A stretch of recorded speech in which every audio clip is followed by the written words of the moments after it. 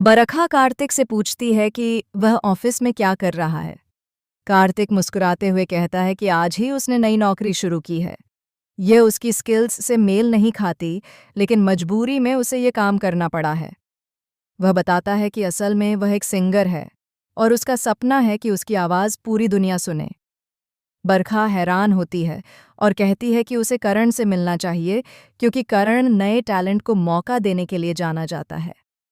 वह मुस्कुराते हुए कहती है कि आज ही वह उसे करण से मिलवाएगी, क्योंकि घर में दिवाली की पार्टी है और करण भी वहीं मौजूद है। दूसरी ओर पार्टी के माहौल में करण का भाई चुपचाप बैठा होता है। कर्ण पास जाकर पूछता है, क्या हुआ, मूड ऑफ क्यों है? उसका भाई कहता है कि लक्ष्मी ने उसकी सबके सामने बेइज्जती कर दी। कर्ण का गुस्सा सातवें आसमान पर पहुंच जाता है। वह बिना कुछ सोचे लक्ष्मी के पास जाता है और कहता है, तुम कौन होती हो मेरे भाई को अपमानित करने वाली? अपने आप को क्या समझती हो? छिपकली जैसी हो, फिर भी अकड़ दिखा रही हो। लक्ष्मी शांत स्वर में कहती है, बदतमीजी आपके भाई ने की थी, इसलिए माफ़ी मैं नहीं मांगूंगी। अगर हिम्मत है तो पहले अपने भाई को सुधारो। यह सुनते ही कर्ण का चेहरा तमतमा उठता है, लेकिन लक्ष्मी बेझिझक वहां से चली जाती है। इसी बीच बरखा कार्तिक को लेकर पार्टी में पहुंचती है। कर्ण उससे औपचारिकता से मिलता है। बरखा आग्रह करती है कि वह कार्तिक की आवाज़ सुने। कर्ण अनमने मन से हामी भरता है। जब कार्तिक गाना शुरू करता है तो पूरा हॉल जैसे ठहर जाता है। उसकी आवाज़ में एक दर्द, एक सच्चाई थी जो हर किसी को छू जाती है। लेकिन अचानक गाते गाते वह रुक जाता है। कर्ण ठंडे चेहरे से मुस्कुराता है और कहता है, लगता है टैलेंट से ज़्यादा हिम्मत की कमी है, और वहाँ से चला जाता है। बरखा को यह बात चुभ जाती है। वह कर्ण के छोटे भाई से पूछती है कि कर्ण इतना रूड क्यों हो गया है। वह हंसते हुए कहता है, उसका मूड उस नौकर की वजह से खराब है। बरखा सोच में पड़ जाती है। उधर कर्ण के भीतर बदले की आग सुलग रही होती है। वह गैबी को आदेश देता है कि लक्ष्मी के घर की बिजली और पानी कटवा दे, लेकिन गैबी नशे में धुत होता है और गलती से 306 की जगह 309 नंबर वाले फ्लैट की बिजली कटवा देता है, जहां एक बुजुर्ग की हालत खराब होती है।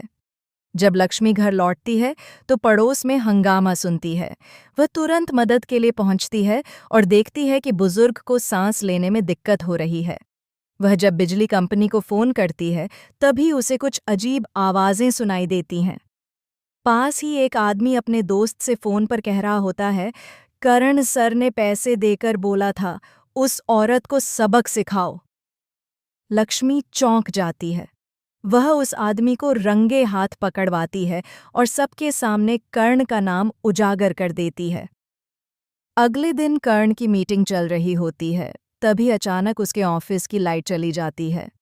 वह बाहर जाने की कोशिश करता है, लेकिन गेट लॉक्ड होता है। तभी उसे फोन पर एक जानी पहचानी आवाज सुनाई देती है। कैसा लगा जब अंधेरा अपने ही ऑफिस में आया? यह लक्ष्मी थी। कर्ण सन्न रह जाता है। लक्ष्मी हंसकर कहती है, जिस बुजुर्ग की लाइट तुमने काटी थी वह मेरे पापा थे। कर्ण के चेहरे का रंग उड़ जाता है। दूसरी तरफ बरखा कार्तिक के गाने सुनते सुनते उसके ख्यालों में खो जाती है। उसे एहसास होता है कि वह कार्तिक के प्यार में पड़ चुकी है।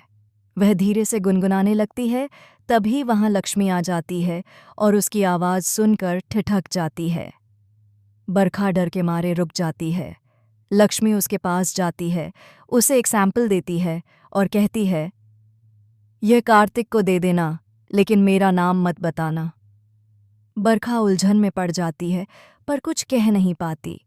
लक्ष्मी जैसे ही कार्तिक के कमरे में पहुंचती है, दोनों की नज़रें मिलती हैं। कमरे में एक अजीब सी खामोशी छा जाती है। कार्तिक धीरे से कहता है, तुम? और लक्ष्मी की आंखों में आंसू आ जाते हैं। तभी पीछे से एक परछाई दरवाजे पर खड़ी होती है। वो कोई और नहीं, कर्ण था। कर्ण सब सुन चुका था। वह ठंडी मुस्कान के साथ कहता है, तो यही है वो राज जिसके लिए तुम मेरे खिलाफ गई थीं, लक्ष्मी? कमरे में सन्नाटा छा जाता है। कार्तिक और लक्ष्मी एक दूसरे की तरफ देखते रह जाते हैं। यहीं एपिसोड खत्म होता है, लेकिन इस बार कहानी एक ऐसे मोड़ पर पहुंच गई है जहां हर रिश्ता, हर भरोसा और हर दिल अब टूटने के कगार पर है।